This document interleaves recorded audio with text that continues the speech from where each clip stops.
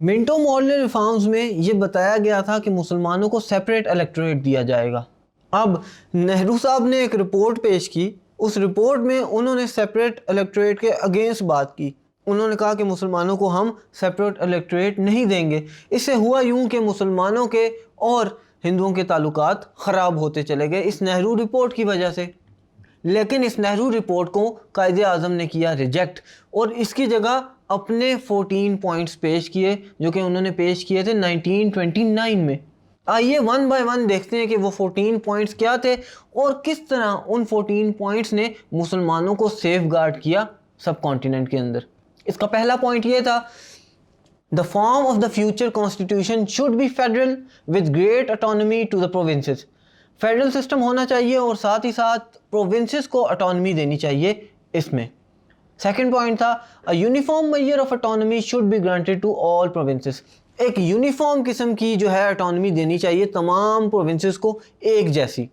तीसरा पॉइंट इसमें यह था, adequate and effective representation should be given to the minorities in the provinces. Minorities को भी इक्वल रिप्रेजेंटेशन देनी चाहिए और खातिर खा रिप्रेजेंटेशन देनी चाहिए ताकि वो भी अपने हकूक़ के बारे में बात कर सकें।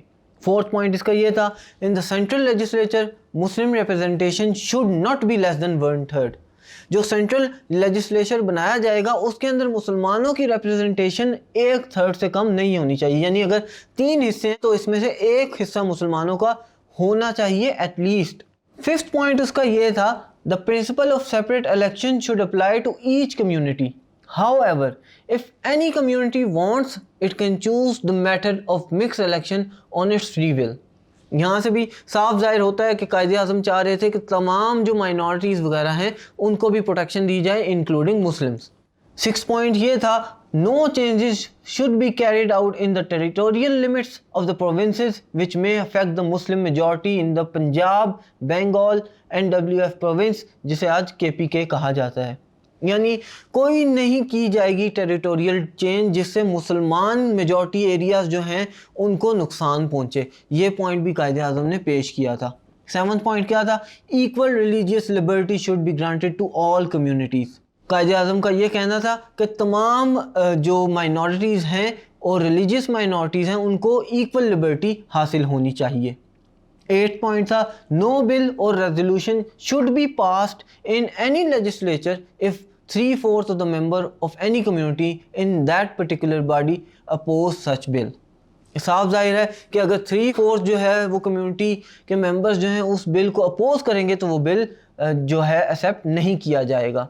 9th पॉइंट क्या था, Sindh should be separated from Bombay to make it a province. Bombay से सिंध को निकाल कर एक सेपरेट प्रोविंस बनाया जाए, वो इसलिए क्योंकि सिंध में मुसलमानों की अक्सरियत आबादी थी, बम्बई में ज़्यादातर हिंदू रहते थे, ताकि मुसलमानों को एक सेपरेट जो है वो पीस ऑफ लैंड मिल जाए। 10th पॉइंट था, reforms should be introduce in NWFP, जो कि मैंने आपको बताया प्रेजेंटली KPK कहलाता है, and Balochistan on the same lines as in other provinces. उसी लाइन्स पर रहकर रिफॉर्म किए जाने चाहिए बलोचिस्तान में भी और KPK में भी, जिस बुनियाद पर रहते हुए तमाम बाकी सूबों में रिफॉर्म्स किए जाएंगे। 11th point, Muslim should get an adequate share in all the government services with due regard to their eligibility and proportion.